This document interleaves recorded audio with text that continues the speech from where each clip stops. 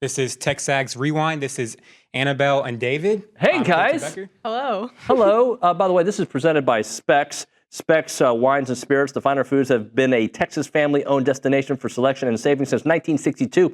It's your one-stop shop with literally thousands of wines, spirits, beers, every day lower prices. I have Colton's last day, Annabelle's last day. That's why they're helping us out with the rewind. So, Annabelle, what was your favorite part of the program? My favorite part was obviously Trisha Ford. She's a great coach. I'm very proud of the softball team right now. I'm excited for the postseason. I am as well. Colton, your favorite part? Annabelle stole mine, but I'm going to go with Kendall Rogers. I'm looking forward to seeing what this Aggie baseball team's got the rest of the way. All right, and I'm going to tell you the two things that are left that I have to pick between are Bronny and OB. I lose. They're both on the rewind, but they were both great. That and more. Please do me a favor. Check it out. In baseball, sometimes when you play a game and win, it works against you. It can work against you. Yeah, that's kind of messed up. Stupid. They need to figure that out. Now, I read one place that if A&M would have played, their game was canceled yesterday against Houston because of weather. Had they played that game, it could have hurt them in the RPI. Mm-hmm. It could have helped them in the RPI. Can somebody make up their mind? Yeah. Yeah. You know, I think it would have been better if they played, just because when you're playing well, keep playing well. But as far as the RPI goes, I saw the same thing you saw, that it would actually hurt them. Well, I saw somebody post with on Grok. You know Grok, right? Yeah.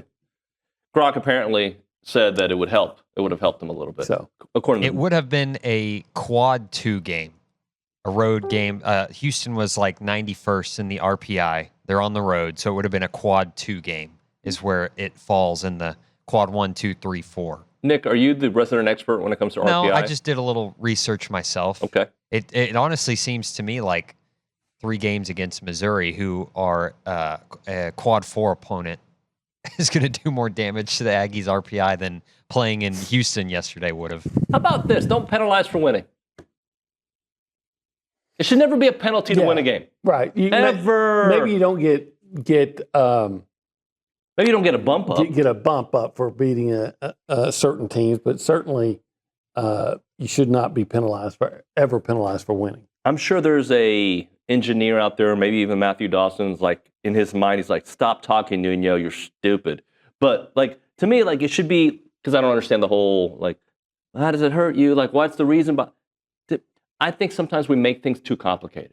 Oh, you think? Yeah. In everything we do, like house settlement, it's too complicated. Just, I really think if we went to 1775 later, we could have a meeting of the minds and figure it out.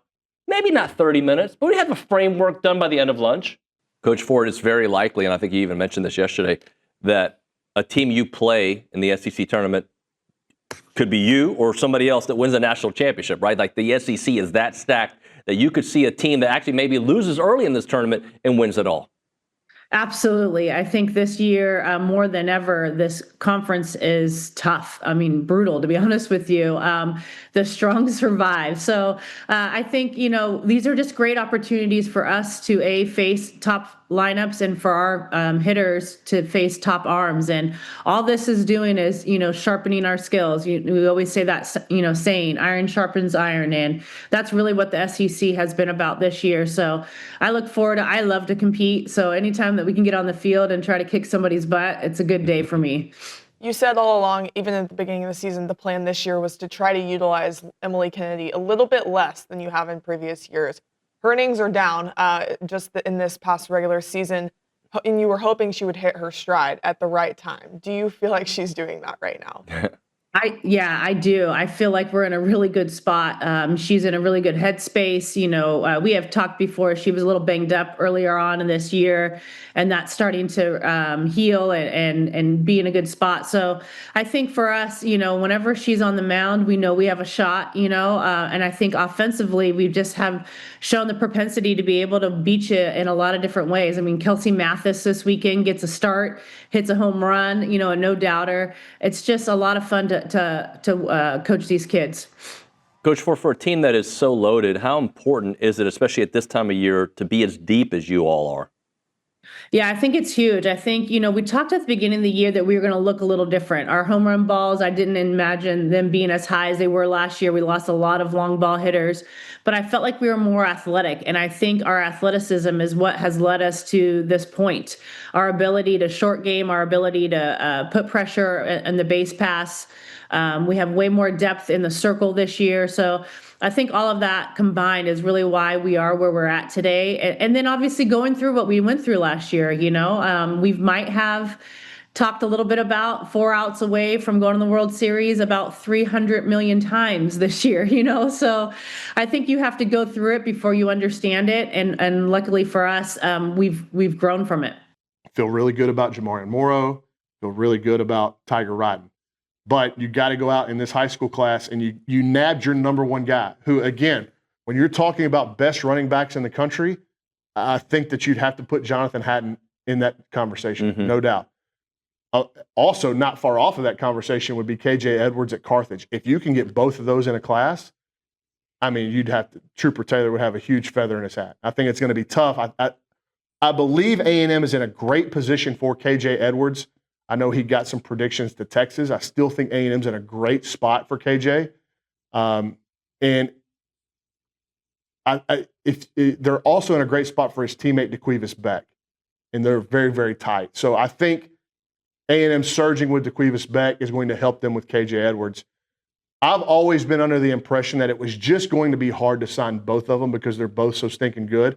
But the way Trooper Taylor has gone about the business of recruiting both of them throughout this cycle, I'm starting to warm up to the idea. Tight end.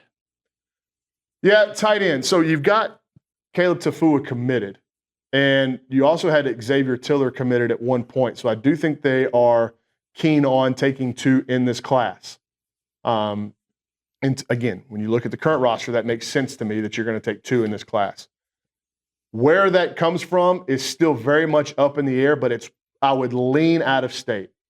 When you look at Luke Sorensen in California, Evan Jacobson in Iowa, Bear Ludwig out of Montana, like those are 3 names that really stand out from all over the country. Yep. I think A&M will press there. They were looking at James Scott out of Conroe Oak Ridge as kind of that Amari Knoblack role, but it doesn't, based off everything I've heard out of that area of North, extreme North Houston, I guess, it doesn't sound like that's what the kid envisions himself as. So I think those 2 sides have moved away from each other because in-state, I thought that was A&M's route at tight end for right now, was James Scott. I just don't think it's going to matriculate in that manner. Talking to Kendall Rogers here on TexAgs Live. Kendall, let's talk about where A&M currently not ranked. I understand all that. I don't think it matters. They just need to start winning. But you are on the boards kind of talking about all that will take care of itself, hopefully this weekend. Yeah, absolutely. If A&M sweeps Missouri, I mean, they're in a much better spot to be ranked. I would say them and Florida, both those teams take care of business this weekend, will probably be ranked next week. I mean, they're a top 25 team, in my opinion, right now. But, I mean, you're 10-14 in the league. I mean, it's just hard to put a team that's 10-14 in the top 25. But, I mean, ultimately, what the bigger picture here is the fact that, A&M is showing that it can win different ways. I actually like the fact that they were able to win a series over an elite team like LSU, when Jace struggled, Sorrell, had the obviously the huge home run, but before that had really, I wouldn't really say struggle because I actually thought Caden had some pretty good at bats. He hit that one ball to the warning track earlier in the series, but I mean, those 2 guys don't do anything for pretty much the entire weekend until the 8th inning. And you still win the series. I mean, that's a pretty good development if you're A&M. I just think a lot of things are starting to come together. Weston Moss, obviously he was a little ill. He came out, I think, after the game on Sunday saying he had mono. The fact that he was even able to pitch through that, even in Austin, even though he didn't pitch great, was actually pretty impressive. Usually that keeps people down for like a month. But I thought the starting pitching was really good. Miles Patton just continues to be kind of that rock in that rotation, like the absolute consummate Sunday guy for A&M. And so all of a sudden you've got a team that I still feel pretty bullish about the offense going to the postseason. The starting rotation is coming together. I think Prager stuff's getting a little sharper now. And then in the bullpen, I mean, the bullpen is still anywhere but a finished product. But, you've got Weston Moss. I still believe Malik Jackson in some situations. And then Cade McCoy. I mean, you look at the job that he did in that at bat against Jared Jones over the weekend, that just a really good curveball to get Barrett Jones in a sticky situation. So, now maybe you have a guy like McCoy who could kind of, fall into that, very key reliever type of role. So a lot of things coming together for A&M at the right time. All right, Becker. How do I mess with you every day? What do I do? Becker? I do say that. It's kind of like a bit from Seinfeld, right? Like you're like Newman to me. I don't watch Seinfeld. Okay, you're fired. Last day for sure. And I don't really mess with you. I just feel like I give you props because you do good work. Colton, you're pretty good too. Thank you. You tell people what to do, and then I want him to do the reverse of whatever you said. Okay. Like, comment, and subscribe. Go.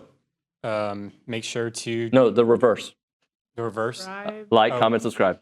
Make sure to subscribe, comment, and like. There, see? We did it. This is poetry. Thank you guys. You were both great. Thank you very much. Appreciate you. Let me know how I can help out in your career. We'll see you next time.